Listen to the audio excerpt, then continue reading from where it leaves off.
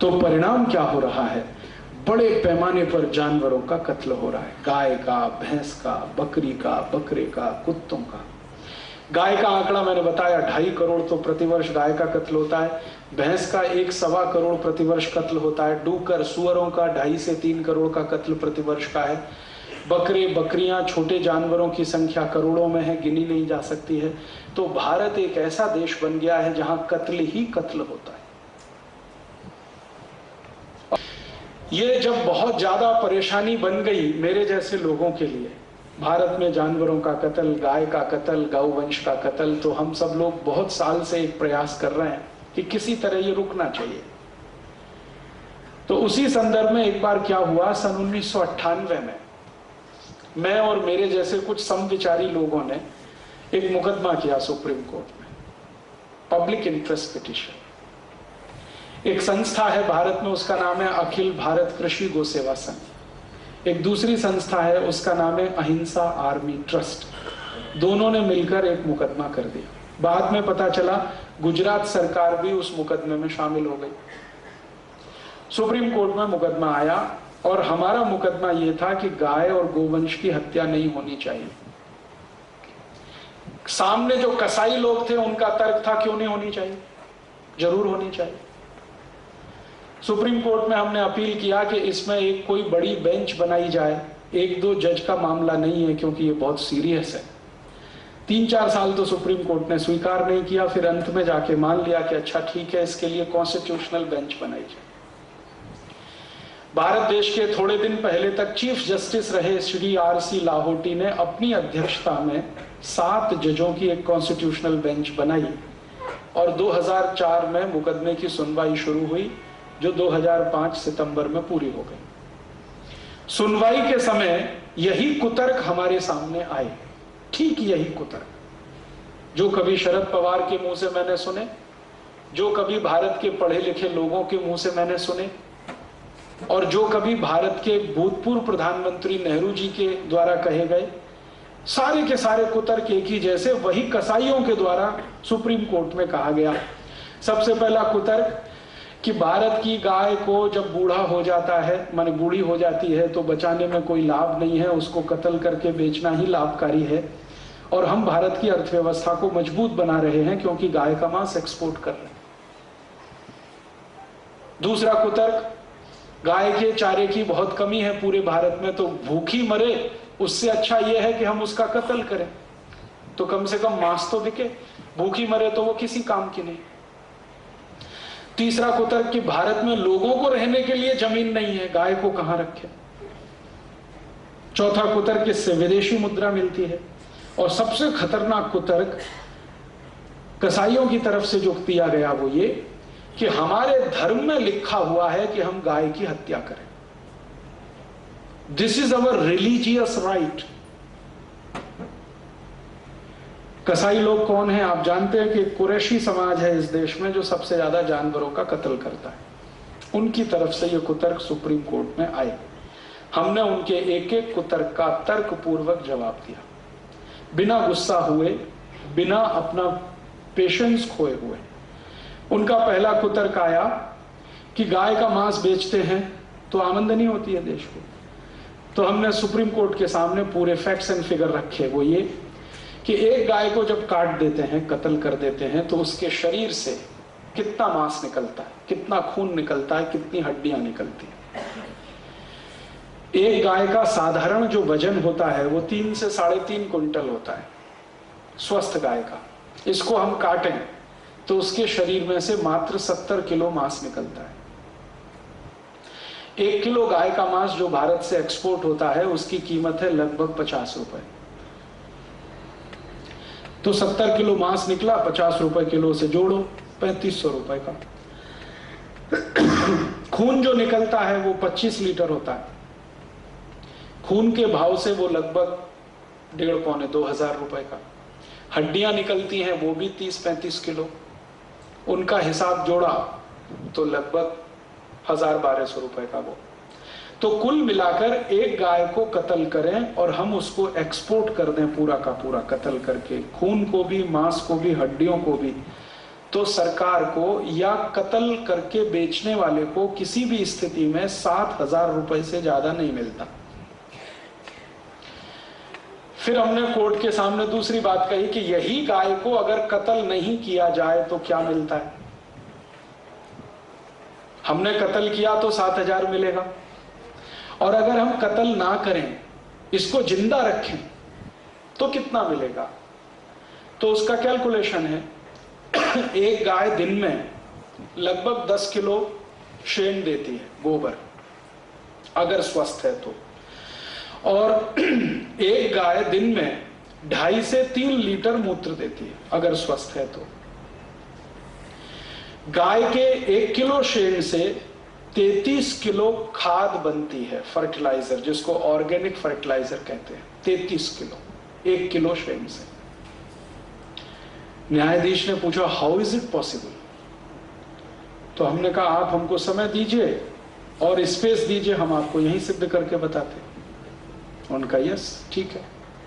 तो हमने उनको पूरा करके दिखाया, और सिर्फ करके ही नहीं दिखाया, उनको हमने कहा कि अगर आपको परमिशन हो, प्रोटोकॉल के खिलाफ ये ना जाता हो, तो आप चलिए हमारे साथ, हम आपको दिखाते कहां कहां किन किन खेतों में हम 1 किलो गाय के शेण से 33 किलो खत बना रहे हैं। मेरे अपने गांव में मैं बनाता हूं, मेरे आई बाबा दोनों शेतकरी हैं, खेती करते हैं। मेरे घर में 15 साल से गाय के शेण से ही खेती करता हूं। 1 किलो शेण है तो 33 किलो खत बनता है बड़े आराम से। और 1 किलो खत का अंतरराष्ट्रीय बाजार में जो भाव है वो 6 रुपए है।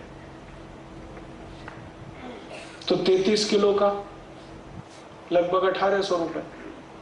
1800 रुपए एक दिन में गाय के शेण से मिलता है, एक दिन में।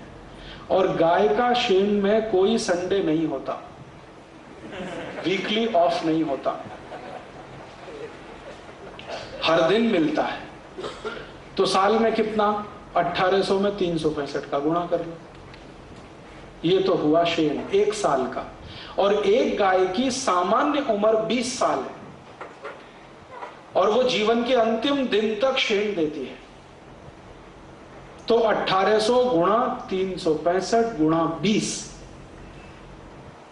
और ये कैलकुलेशन लगभग लाख रुपए के ऊपर गया, 2 लाख के आसपास आता है। तो मैंने कहा इतना तो मिला, सॉरी 40 लाख के आसपास आता है, 2 लाख गलत बोला।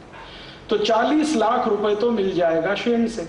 अब आया मूत्र, रोज का 2-2.25 लीटर, और उस मूत्र से 48 औषधियां बनती है। डायबिटीज की औषधि बनती है, arthritis, bronchitis, bronchial pneumonia, tuberculosis, osteomyelitis, osteoporosis, ऐसे 48 रोगों की औषधियां गाय मूत्र से बनती हैं। और गाय के 1 लीटर मूत्र का बाजार में दवा के रूप में कीमत लगभग 500 रुपए इस समय, भारत के बाजार। अंतर्राष्ट्रीय बाजार में तो उससे भी ज्यादा। आपको मालूम है अमेरिका में गोमूत्र पेटेंट है, और अमेरिकन गवर्नमेंट भारत की गाय का मूत्र इंपोर्ट करती है हर साल। कैंसर की मेडिसिन बनाते हैं उससे, डायबिटीज की मेडिसिन बनाते हैं। और अमेरिका में गोमूत्र पर 1-2 नहीं 3 पेटेंट है।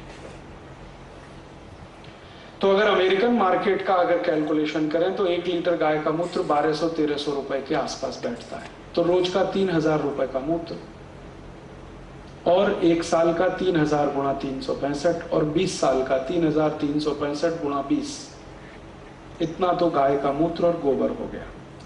फिर इसी गाय के शेण से, गोबर में से एक गैस निकलती है जिसको मीथेन कहते हैं।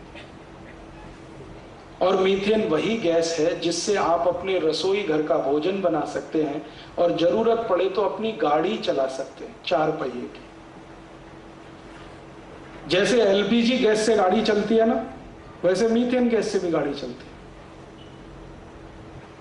तो न्यायाधीश को विश्वास नहीं हुआ, तो हमने कहा आप अगर परमिशन दो तो आपकी कार में हम मीथेन गैस का सिलेंडर लगवा देते हैं, आप चला के देख लो।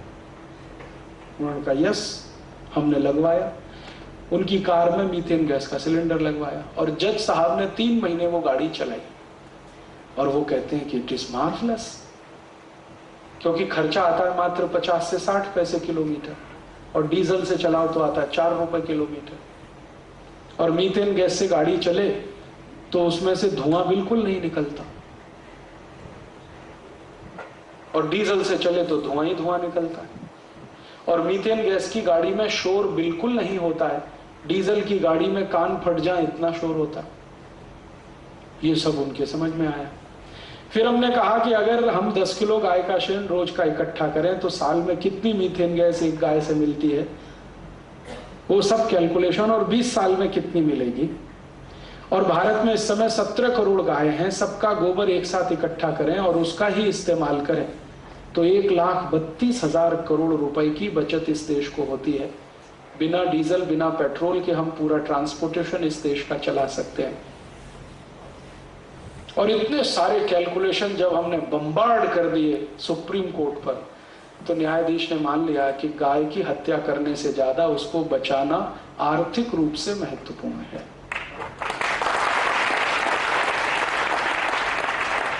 जब कोर्ट की ओपिनियन आई तो ये कसाई लोग भड़क गए, उनको लगा कि अब केस उनके हाथ से गया, क्योंकि उन्होंने हिसाब जोड़ के दिया था कि हम कत्ल करते हैं तो एक गाय से 7,000 की इनकम, यहां हमने सिद्ध कर दिया कि उसको जिंदा रख लो तो लाखों रुपए की इनकम। फिर उन्होंने एक ट्रम्प कार्ड चला कसाईयों में, उन्होंने कहा कि ये हमारा धार्मिक अधिकार है कि हम गाय का कत्ल करें, this is our religious right. हमने कोर्ट को कहा कि अगर इनका ये धार्मिक अधिकार है तो जरा इतिहास में पता करो कि जितने भी मुस्लिम राजा हुए किस किसने अपने इस धार्मिक अधिकार का उपयोग किया।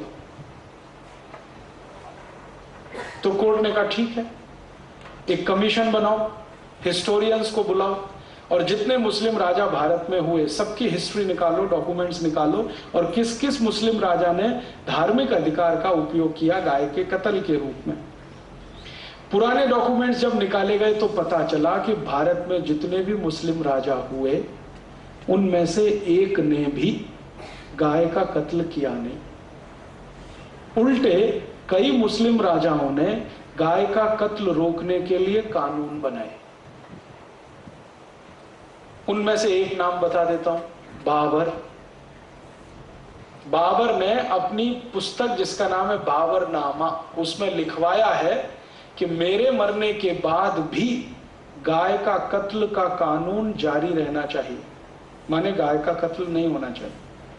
तो बाबर ने तो ये कानून बनाया, हुमायूं ने भी उसी कानून का पालन किया क्योंकि बाबर उसका बाप था, और हुमायूं के बाद जितने मुगल बादशाह थे सबने इसका पालन किया, इंक्लूडिंग औरंगजेब। फिर दक्षिण भारत में एक बड़ा मुस्लिम राजा था, उसका नाम था हैदर अली, टीपू सुल्तान का बाप। उसने एक कानून बनाया था कि अगर कोई गाय की हत्या करेगा तो हैदर अली उसके दोनों हाथ काट देगा, शिक्षा के रूप में, दंड के रूप। जम्मू कश्मीर में जितने मुस्लिम राजा हुए सबने कानून बनाए, गाय की हत्या कोई करेगा तो उसको मृत्यु दंड। तो ये सब जब दस्तावेज कोर्ट के सामने आए तो हमने कोर्ट को कहा कि आप जरा बताइए कि अगर इस्लाम में गाय को कत्ल करना धार्मिक अधिकार होता तो बाबर तो कट्टर इस्लामिक था, 5 वक्त की नमाज पढ़ता था, हुमायूं भी था, जहांगीर भी था, औरंगजेब तो सबसे ज्यादा कट्टर था। तो इन्होंने क्यों नहीं गाय का कत्ल करवाया, और क्यों गाय का कत्ल रोकने के कानून बनवाए? क्यों हैदर अली ने कानून बनाया कि गाय का कत्ल करेगा तो हाथ काट देंगे उसका? क्यों टीपू सुल्तान ने उस कानून का पालन किया? तो हमने कोर्ट से कहा कि आप अगर हमें इजाजत दें तो हम कुरान शरीफ, हदीस, जितनी भी पुस्तकें हैं वो पेश करते हैं और उनमें से कहां लिखा है गाय को कत्ल करो, ये हम जानना चाहते हैं। और आपको पता चलेगा कि इस्लाम की कोई भी धार्मिक पुस्तक में नहीं लिखा है कि गाय का कत्ल करो। हदीस में तो लिखा हुआ है कि गाय की रक्षा करो क्योंकि वो तुम्हारी रक्षा करती है।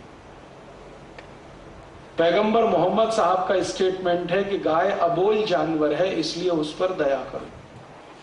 एक जगह तो ये लिखा है कि गाय का कत्ल करोगे तो 2 जख में भी जमीन नहीं मिलेगी, माने जहन्नुम में भी जमीन नहीं मिलेगी। तो फिर हमने कहा कि अगर मोहम्मद साहब ये कहते हैं, कुरान ये कहती है, हदीस ये कहती है, तो फिर ये गाय का कत्ल करना धार्मिक अधिकार कभी से हुआ भारत में? इनको पूछो जरा कसाईयों को। तो वो बौखला गए। हमने कहा अगर मक्का मदीना में कोई किताब हो तो ले आओ, उसमें भी देख लेते हैं। कोर्ट ने उनको 1 महीने की परमिशन दिया कि आप 1 महीने में ऐसा कोई दस्तावेज ला के दे दो जिससे ये पता चलता हो कि गाय का कत्ल करना इस्लाम का मूल अधिकार है। मान लेंगे। 1 महीने तक भी कोई दस्तावेज नहीं मिला तो कोर्ट ने कहा कि अब हम ज्यादा समय नहीं दे सकते। और पिछले साल 26 सितंबर सन 2005 को सुप्रीम कोर्ट ने जजमेंट सुना दिया। वो जजमेंट की कॉपी मेरे पास है, अगर आप में से किसी को इंटरेस्ट हो तो इसकी फोटोकॉपी ले सकते हैं। और अगर आपके पास इंटरनेट की फैसिलिटी हो तो www.supremecourtcaselaw.com ये वेबसाइट एड्रेस है सुप्रीम कोर्ट का, उस पर से इसको डाउनलोड कर सकते हैं। ये 66 पन्ने का जजमेंट है और भारत के सुप्रीम कोर्ट के इतिहास का सबसे ऐतिहासिक जजमेंट है। जजमेंट ये है कि गाय का कत्ल नहीं होना चाहिए। और दूसरा जजमेंट का पार्ट है कि भारत की सभी राज्यों की सरकार को इसकी जिम्मेदारी लेनी है कि उनके राज्य में गाय का कत्ल नहीं हो। और जजमेंट का तीसरा पार्ट है कि भारत का हर नागरिक जिसको संविधान से अधिकार है नागरिकता का, अब उसकी जवाबदारी है कि वो गोरक्षा करे। और आपको सुनकर आश्चर्य होगा कि ये पहला जजमेंट है सुप्रीम कोर्ट का जिसमें कोर्ट ने कहा है कि भारत के नागरिक को गाय बचाने की जिम्मेदारी लेनी है। सरकार को तो लेनी है, नागरिकों को भी लेनी। माने आप सब इससे बंधे हुए हैं। और उस मंगल पांडे ने इतिहास बना दिया। वो फांसी पर चढ़ गया लेकिन अपने मुंह से गाय की चर्बी के कारतूस उसने नहीं खोले। और जिस अंग्रेज अधिकारी ने उसको मजबूर किया उसको गोली मार दी उसने, मंगल पांडे। तो हमने कहा था ये बात कि भारत की आजादी का इतिहास शुरू होता है गाय की रक्षा से। इसलिए गाय की रक्षा उतनी ही महत्वपूर्ण है जितनी हमारी आजादी। और